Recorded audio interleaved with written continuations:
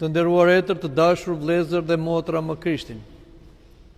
Në qoftë se patët vëmendjen edhe dëgjuat fjalët e apostullit Pavlit, thoshte: nuk ka më burr dhe grua, po të gjithë janë një në Isu Krishtin. Si ti kuptojmë këtë fjalë të apostullit Pavlit?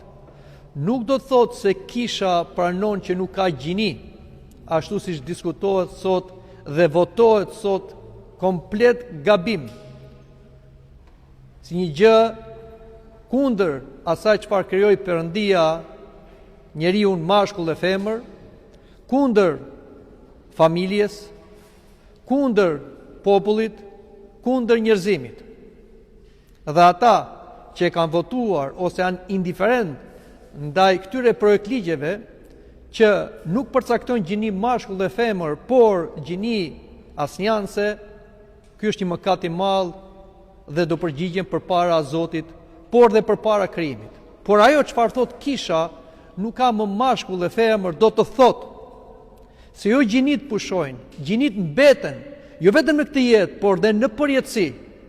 Ne do jemi mashkull dhe femër siç na krijoi Zoti, por në Krishtin humbasin të gjitha ato dallimet shoqërore që ka pas mashkulli dhe femra, dhe aq më tepër kur femra ose gruaja për shkak të mëkatit të gruas së pare e humbi barazin me burrin, u bë e nënvlerësuar, e shtypur, e dobët, dhe shoqëria e linte mënjan. Por në Krishtin, gruaja fitoi dinjitetin e saj, shlevi borxhin që kishte Adamit, sepse nga gruaja lindi shpëtimtari. Dhe gratë u bën trimëresha, madje më trimëresha se burrat, dhe kryen vepra heroike sa çuditën jo vetëm njerëzit, burrat, po çuditën dhe angjit. Dhe një ndër to, një vajzë, një femër, një grua e gjinisë femërore që dallohet nga shumë me shumë të tjerë burra, madje dhe shenjtor, është Shëne Katerina, dëshmore e madhe, të cilët ne e kujtojmë sot, më 25 të nëntorit. Kush është kjo dëshmore kaq e madhe që kanë kaluar shekuj e shekuj dhe kujtimi i saj nuk është venitur, përkundrazi gjithmonë ajo nderohet dhe kujtohet. Dhe kisha mblidhet dhe kryen shërbesën dhe liturgjinë hyjnore për lavdinë e Zotit dhe për nderin e saj. Shëne Katerina jetoi në shekujt e tretë, shekujt të cilët ishin shumë të vështirë, kur krishterimi persekutoi nga perandoria romake. Ishte bia e mbretit Konstant dhe ajo jetonte në luks, në pasuri, por ishte një krijesë e bekuar. Kishte një bukuri angjëllore, po kishte edhe një mendje brillante. Rrallë këto gjëra bashkohen te një njeri, aq më shumë te një femër. Sepse zakonisht, si thuhet, që është gabim që femra i ka leshtrat e gjata, po mendjen e ka të shkurtër. Por ja që te kjo vajza, kjo gjinia femrore, Zoti i kishte stolisur edhe intelekt i jashtëzakonshëm. Ai ishte shumë e zgjuar, kishte një dëshirë, një etje për të lexuar, për studiuar të gjithë filozofinë e asaj kohe, të gjithë poezitë asaj kohe, madje dhe shkencën e asaj kohe. Nuk ishte gjë që diskutoi në rrethet intelektuale të asaj kohe, filozofike, oratori ose shkencë, mjekësi, gjeometri, aritmetik, çfarë ishte që ajo nuk i dinte. Por ishte e virgjër. Edhe e ruante virgjërinë si një thesar. Nëna e saj ishte një krishtere e fshehur dhe dëshironte që vajza e saj të martohej, sepse duhet që të gjitha ato çfarë kishin mos t'ja u merrnin. Dhe i tha vajzës: "Bi, duhet të martohesh, të gjesh një djalë, të krijosh një familje." Edhe Theodora kishte emrin në fillim, tha: "Unë dua të martohem, por ama duhet gjej një djalë i cili më përshtatet në statusin tim, në urtësinë time, në diturinë time, sepse unë e dua burrin ta kem më lart se veten, të paktën ta kem të barabartë me veten." Atëre nëna nuk po gjente një dhëndër për të. Askush nga të pasurit asaj kohe, diturit asaj kohe, nuk mund barazohesh me ata. Atëherë ajo e çoi tek një jerond, sepse tham që nëna ishte e krishterë dhe kishte lidhje me një asket që jetonte fshehuras. Atëherë jerondi kur kuptoi lirësinë, dëshirën e mirë të kësaj vajze, e çoi te Krishti. Po si e çoi te Krishti? I tha: "Vajzë, unë njoh një djalë i cili nga bukuria e kalon dhe diellit. Është i mençur sa s'ka më. Gjithë diturit ai ka të tijat. Dhe ka një origjinë që nuk është njerëzore." Dhe atëre Katerina Theodora, që tha më vonë do ta marri emrin Katerina, tha: "Ku është që unë ta gjej, të flas në atë?"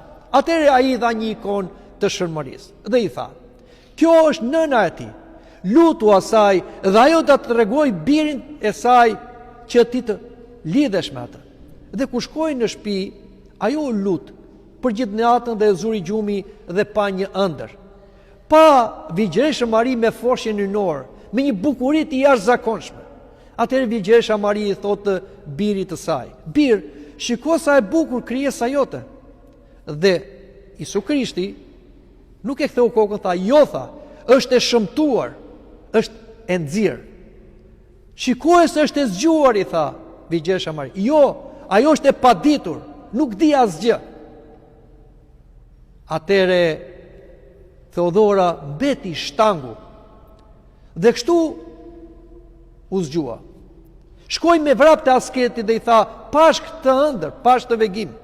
Atëre asketi i tregoi për Isu Krishtin, që është biri i Zotit, fjala e Zotit, krijuesi i gjithë të dukurave të padukurave.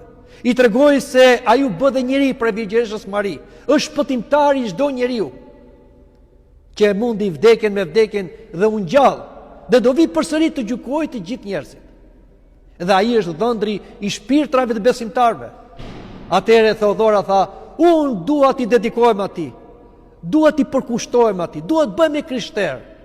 Edhe u pagëzua. Por nga gëzimi ajo u lut përsëri. Dhe zuri gjumi dhe pak të ëndër dhe këtë vegim tjetër. Pat përsëri Vigjeshën Mari me forshën ynor, të bukur, të ndritshëm si dielli, por të dy tani e shikonin Katerinën me shumë admirim. Dhe Vigjesha Mari tha: "Bir, ja e fejuar e jote." "Po," tha Isu Krisht, "tani është shumë e bukur, tani është e lavdishme, tani është e ditur, tani është e pasur, dhe unë do ta bëj nusën time." Atëre Vigjesha Mari mori një unaz nga Krishti dhe avuri në gishtin e Katerinës. Dhe kur ajo u zgjua, pa në gishtin e saj unazën, ishte shenja e fejesës që i kishte dhënë Krishti. Dhe si të gjithë që të provohen në dashuri, sepse prandaj është fejesa midis një djali dhe një vajze, që ata të provojnë dashurinë e tyre, besnikërinë e tyre, edhe ne që jemi të fejuar me Krishtin nëpërmjet mistereve të kishës, duhet provohemi. Dhe Katerina kaloi një provë shumë të madhe, provën e martirizimit. E arrestuan, e torturuan, por ajo nuk e mohoi Krishtin. Qëndroi deri në fund, derisa i pren edhe kokën. Dhe ëngjëjt e morën trupin e saj dhe çuan në malin Sina, atje ku Mojsiu foli me Zotin dhe mori 10 porosit. Dhe atje qëndroi deri në shekullin e 7. Dhe murgjit që kërkonin të ndërtonin manastirin në këmbë të malit Sinai, atje ku Mojsiu pa ferën e mbuluar me zjarr, shikonin në majtë të malit një dritë.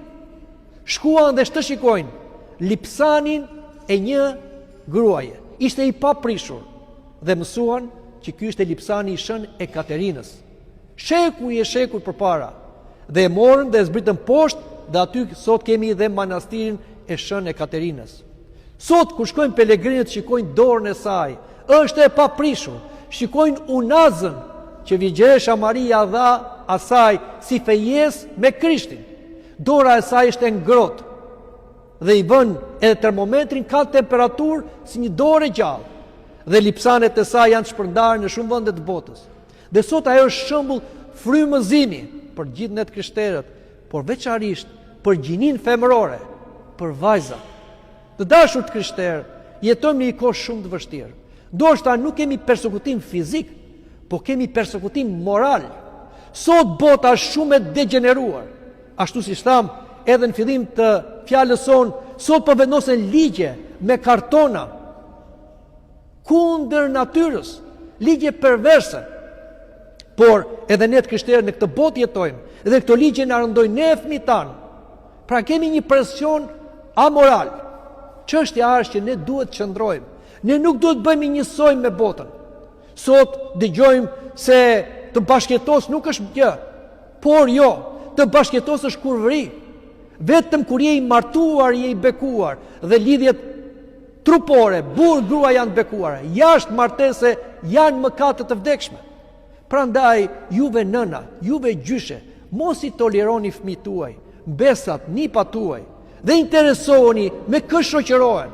Mos lejoni bashkëjetesë pa kuror, mos jepni uratën, mos u bëni kodosh të fëmijëve tuaj, sepse me duart tuaja po i çoni te demoni kurvëris, po i çoni në ferr. A dini se ferri sot është mbushur vetëm me këtë mëkat që bota sot e toleron? Kush është shembulli që do të marrim neve? Ato që shkojmë në Instagram, influencerët apo VIP-at? Jo, shembulli që ne duhet marrim, sidomos dhe të rinjt, janë shenjtorët dhe kemi shenjtorë të moshave të reja, të mashkull dhe femër. Një ndër to është Shënë Katerina. Ky është shembulli që duhet marrim fëmijët tanë dhe të gjithë neve. Se ç'kuptim ka për njeriu, ti bëj gjithë kënaqësitë e kësaj bote, ti ket pasuritë e kësaj bote, po do t'i humbas prap. Çfarë thot apostulli Pavli? A dini ju se jeni gjymtyr të Krishtit? Do marrun gjymtyrët e mia, do i bëj gjymtyr kurvërie. Qoftë larg. Ju jeni tempulli i Perëndis thot, dhe Shpirti i Shenjtë qëndron tek juve. Prandaj, këto janë mëkate shumë të rënda që fatkeqësisht bota i toleron, justifikon, por jo ne. Kisha ka të tjera ligje, ka të tjera moral dhe ne jemi të krishterë, jo thjesht me emër, me jetë. Prandaj, le të ruajmë pastërtinë, lirësinë te fëmijët tanë. Le të bëjnë lidhje të bekuara me të krishterë, jo me të feve tjera, jo me ateist. Dhe lidhja duhet bekohet në kish. Dhe atëre martesa është e shenjtruar. Atëre dalin fëmijët e bekuar.